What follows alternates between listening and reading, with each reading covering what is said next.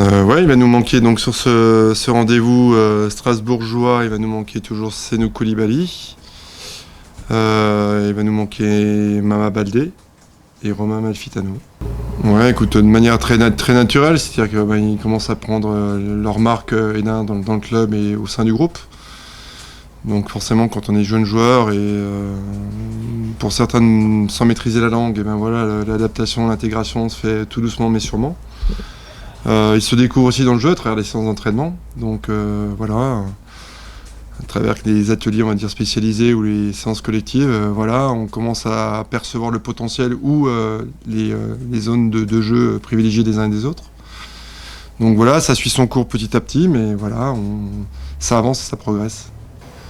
Il y a j'ai trouvé, parce qu'effectivement, on a été impacté de par notre prestation et de par le scénario du match, qui était un peu cruel pour nous. Donc effectivement, les joueurs, je les ai sentis un petit peu impactés dans le vestiaire. Après, l'analyse de leur performance individuelle et collective a été très objective lundi. Et on s'est donné des axes de travail qui nous paraissent inévitables pour un club comme Dijon. Et j'ai senti cette semaine, alors on a mis des formes de travail un peu plus primaires, mais qui font appel au don de soi, au sens du sacrifice. Et puis, à un moment donné, on a beau mettre les systèmes qu'on veut, voilà, il faut qu'on soit performant dans le 1 contre 1. Défensivement ou défensivement. À un moment donné, si je suis passé à chaque fois, c'est qu'il y a un souci. Si je n'arrive pas à passer en 1 contre 1, c'est qu'il y a un souci. Donc voilà, on en a appelé à chacun d'élever son niveau d'exigence et après on sait que chacun pourra exprimer son potentiel à travers un collectif fort. Et il y a des petits signes qui nous ont plutôt bien plu cette semaine au staff et à moi. Après, je nous sens convalescent. Mais voilà, je pense qu'on est en train de poser les bases d'une future évolution et pour exprimer notre potentiel pleinement. Ouais, mais ça arrive petit à petit. Là, je suis content de retrouver comme un effectif en nombre.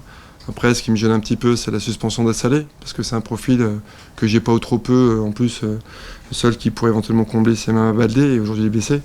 Donc c'est surtout ce profil-là qui me manque, j'ai envie de dire, et puis ce profil de point d'appui aussi devant. Donc tu vois que finalement mes manques sont surtout devant, parce que j'ai des bons joueurs, mais qui sont tous un peu dans le même registre, et j'aimerais diversifier un petit peu ces profils devant, quoi. Je le perçois pas parce que je m'occupe un petit peu de ce qui se passe chez nous, que chacun balaye devant sa porte. Après, on les a rencontrés à peu près dans les mêmes conditions l'année dernière. On les a rencontrés en match amical, je peux dire qu'il y a de la qualité. Il y a des associations que j'aime beaucoup chez eux et c'est une équipe qui, malgré leur défaite à Saint-Etienne, qui m'a impressionné dans le potentiel athlétique et l'impact qu'ils peuvent mettre ou la verticalité qu'ils peuvent mettre dans le jeu. C'est une équipe qui met de l'intensité, donc qui fera répondre à cette problématique-là. Je me fais pas trop de soucis pour eux. Franchement, je pense que, voilà, comme tu l'as souligné, il y a eu des soucis avec le Covid dans leur prépa qui les a un petit peu gênés.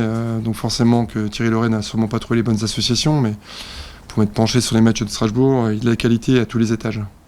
Écoute, j'ai envie de te dire... ils peuvent tout nous proposer, si tu veux, pour avoir vu. Ils sont capables de changer de système, de changer de profil, de mettre plus ou moins d'attaquants. Donc après, je sais que voilà, il va falloir qu'on soit déjà performant défensivement, voilà, qu'on soit beaucoup plus compact, dense et agressif défensivement pour espérer récupérer de bons ballons. Voilà, on construit une maison, il faut de bonnes bases, donc on va essayer de coller de bonnes fondations pour pouvoir être plus performant dans le jeu. Écoute, la similitude est toujours sur l'idée d'un groupe en construction, avec des joueurs qui arrivent, avec des potentiels différents qui arrivent. Après, non, je t'avoue, je vois pas de différence capitale. Voilà, après, il va falloir vite je sais l'importance de ce premier point ou de ces premiers points. Elle est c'est primordial pour donner confiance au groupe, quoi, c'est ça. On a beau montrer des signes encourageants des fois dans le jeu, il faut que ce soit validé par des résultats. Donc j'aimerais malgré tout, l'année dernière j'en avais eu, alors et là je t'avoue que l'état d'esprit m'a un peu manqué sur Brest. Donc c'est la première pierre qu'on a posée à cet édifice. C'est sans cet état d'esprit, nous à Dijon on n'existe pas qu'en Ligue 1. Donc je pense que tout le monde en a bien pris conscience à travers le retour qu'on a fait cette semaine et à travers le tempo qu'on a voulu donner avec le staff sur les entraînements. Donc on a des signes encourageants, mais ces signaux ne seront vraiment encourageants que lorsqu'ils sont faits dans le cadre de la compétition. Donc c'est pour ça que j'attends à chaque fois un peu plus de la performance qui va venir. Donc contre Strasbourg, effectivement, va vite falloir me donner des signes encourageants. Peu importe l'âge, peu importe l'expérience, voilà, je veux qu'il y ait du lien. Je veux avoir le sentiment d'avoir face à moi une équipe. Donc ça sera effectivement un des critères d'évaluation de mon groupe.